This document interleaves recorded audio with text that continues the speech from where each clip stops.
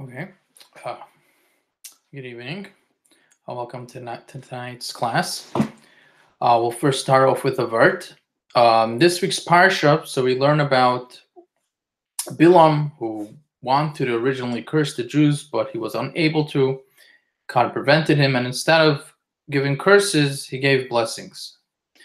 In one of the blessings, he says, "Hein am kalavi yakum nasa," that the Jewish people, the Jewish nation is compared, they rise like a lioness and raise itself like a lion. In other words, he compares the Jewish people to a lion. And the Medrash explains what's this comparison to a lion, that the Jewish people, that they get up to say Shema like a lion pouncing on its prey. In other words, they get up in the morning when it's time to say Shema, and they jump up and they say Shema. Why is saying Shema compared to a lion pouncing on its prey? What does one thing have to do with the other? So let's analyze Shema. In Shema, we're saying that God is one. In other words, we're proclaiming the oneness of God. And true oneness means that there is nothing independent of God, which would mean even the negative inclination, the Yetzer Hara, is also part of the divine purpose. It's not a separate entity. It's not independent. And that too is not contrary to the oneness of God.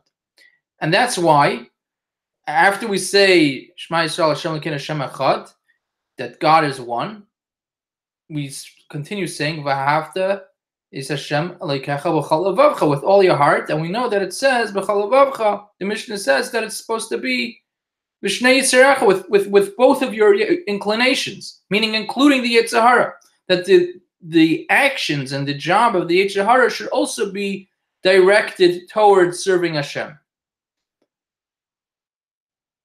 And this is why Bilam is comparing the Shema to a lion. A lion, unlike other animals, the Gemara explains that a lion, when it pounces on its prey, it actually eats it, and it's not actually totally dead yet. Some animals wait for the prey to be dead and then they'll eat it, but the lion doesn't wait for that. Even when it's alive, it's still alive and it starts eating it.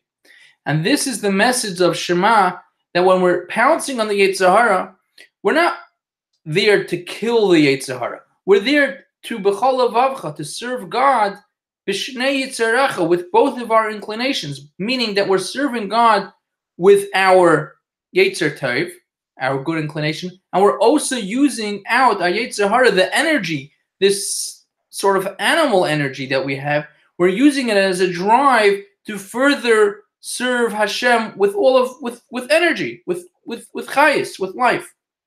And that's why we compare saying Shema to when we're talking about the oneness of God, and also talking about further in Shema, with all of our heart, including the Yetzer Hara, that it has to be served, that we're not killing it, but we're actually transforming it. And this actually leads us straight into the vert of Tanya for this week. Last week we were explaining that there's sort of a war going on. The evil inclination is in the heart, the godly inclination, the nefesh elokis, is in the mind and the intellect, and that's where its seat is. And they're fighting over the Ir Ketana, the small city, which is the person, and each one wants to be totally in charge of the city. And based on this, we can explain the concept going back to the beginning of Tanya. What exactly does it mean? There's different types of tzaddikim, we said. Well, we'll start off with the tzaddik. We said there's a tzaddik gomer and tzaddik she'ena gomer, a complete tzaddik and not a complete tzaddik. A tzaddik with tovloi, a tzaddik that is good for him, and a tzaddik that's not good for him. So we said that there's this war going on over the person. A tzaddik gomer is somebody who's the good inclination, the nefesh elokis, totally not just overcame the evil inclination, and not just that it's in charge, but it's gomer, it's complete. It's complete dominion over the evil inclination, and to the point that it's not there. The tzaddik she'ena gomer, he's not a complete tzaddik, he's ruling over the Yetzer Hara. In other words, we said the Beinoni, we're going to explain, is somebody that we have both the Yetzer Tov and Yetzer Hara are ruling, and they're fighting on a constant basis. Who's in charge? The tzaddik, it's no more fighting on a constant basis. The evil, the bad, is subjugated by the tzaddik she'enei gomer, not complete tzaddik. And the complete tzaddik is somebody that totally transformed it, that transformed the bad. In another way of saying it, the tzaddik gomer is somebody who serves God completely only based on love for God. And because of his love for God, he has such a great love for God that he despises all else. Any desire for anything in this world, mundane things, he has no desire for it. He's just disgusted by it. Why? Because he has just this great love for God. The tzaddik she'enei gomer, he's also serving God completely. He doesn't have an evil inclination, but he's not really disgusted by this world because he's not necessarily serving God completely out of love or on the highest level of love. And therefore, there's still place for the negative inclinations. He doesn't succumb to it. He's totally in charge, but they're still there. And something can happen and they could blossom again, like we have in the Gemara about Yochanan Kohen Gadol, Yochanan the high priest, who after 80 years, he became a tzedukah. In other words, even though he may have been a tzaddik beforehand, but as long as it's not totally subjugated, it can eventually blossom and come out. And that's because the tzaddik she'enei gomer is not serving God completely out of love. He may be serving him out of fear, but he's not completely just serving him out of love. And it's for this reason that we find, when it comes to tzaddikim, on the one hand, we find that the Gemara says that there's thousands upon thousands of tzaddikim. And then we say, Re'isi b'nei aliyah v'hei mu'atim. Rabbi Shimon Bar Yochai says that I saw the b'nei aliyah, the men of high, the men of ascent. I saw them and they're just a little bit. Because there may be many tzaddikim she'enei gomer, not complete tzaddik, not tzaddikim that haven't fully turned over and transformed their evil inclination. That there may be many, but the tzaddikim that serve God only from love, that we don't have that many. They're only very little. And for example, just to give an example, we find in the Gemara about Rabbi Yehuda Anasi, the redactor of the Mishnah. He was one of the richest people. It says that there was nothing that was out of season that he did not have at his table. So you can have plenty of mundane physical desires, but he, on his death, that he said he never had any enjoyment from anything in the physical world.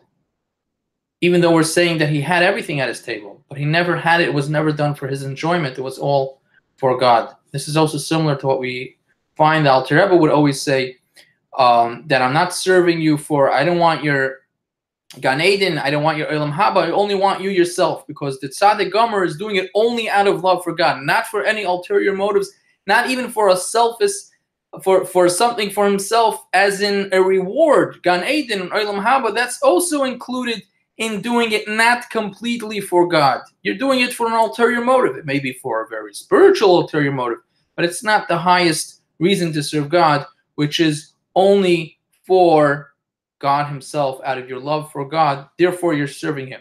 And therefore, you can't stand anything else because it's only God. It's not even about connecting to God. It's just that you want to do it for God since you love God so much. That's the word of Tanya. And we know the difference between a tzaddik gomer and tzaddik she'enei gomer. For a short halacha, so we know it's now in the summer months, so people go camping. You have pocket knives, maybe you have canteens, you fill with water, and the question comes about teveling, immersing it in the mikvah.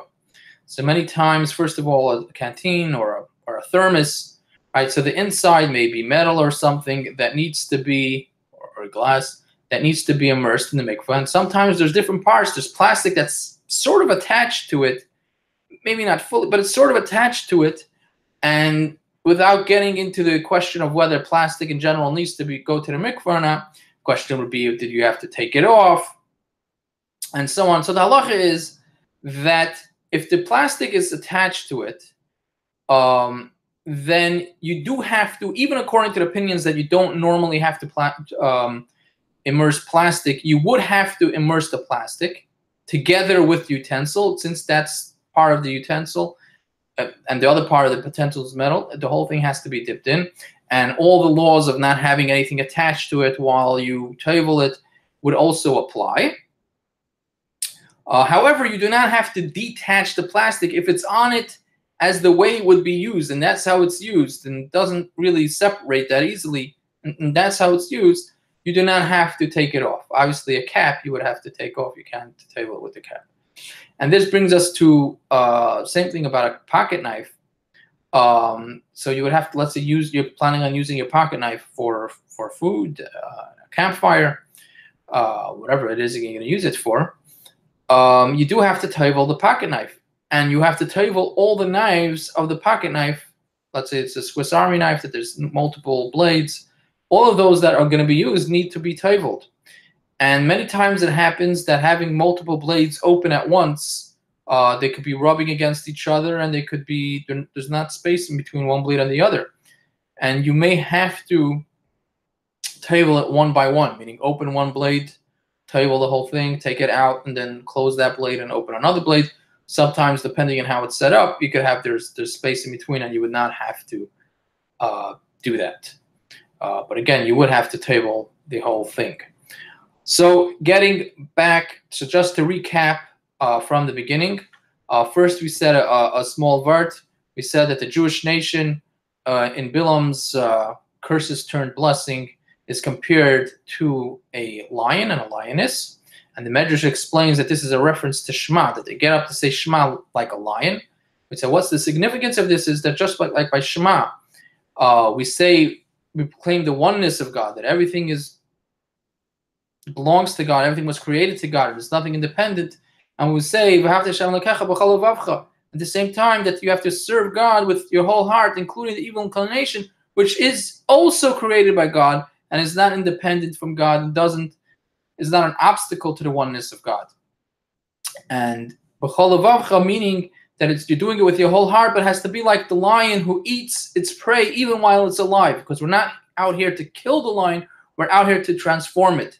And this leads us to the next thing, which we said about the tzaddik. There's a tzaddik gomer, tzaddik she'ena gomer. So he said by a beinoni, there's a fight over who has rulership over the person. By the tzaddik, he sort of won the fight, that you rule over, the tzaddik rules over the evil, the ra, the negative that's in him. But there's two types of tzaddikim. There's one that there's still negative aspects in him, just it's subjugated, it can't do what it wants, but it's still there. And then there's a tzaddik gomer who totally transformed the negative into the positive. The tzaddik gomer is one who serves God totally out of love, and it's selfless love, but just he has love for God, not for anything that he's going to get, just God himself, and therefore he serves God. And that is the tzaddik that says Isi b'nei aliyah v'hei that I saw the Bnei Aliyah, the men of ascent. They're called men of ascent because they lift up the evil, the negative, and they transform it. And there's only a little bit of them.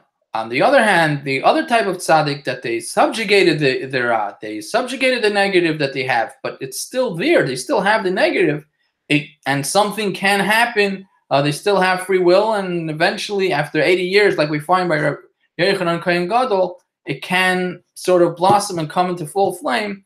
That there's many of them, many tzaddikim. Obviously, in each one of these, there are many levels.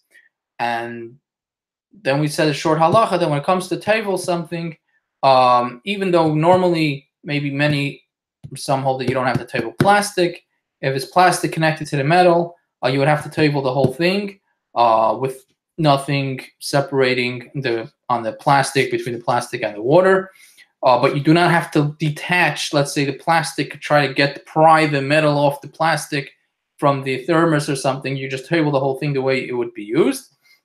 I said, when you table a knife, a Swiss Army knife, if you have multiple blades and they would be touching each other, you may have to table it one after the other if there's no space in between, because when it rubs against each other, the water can get through, but you would have to table the whole thing.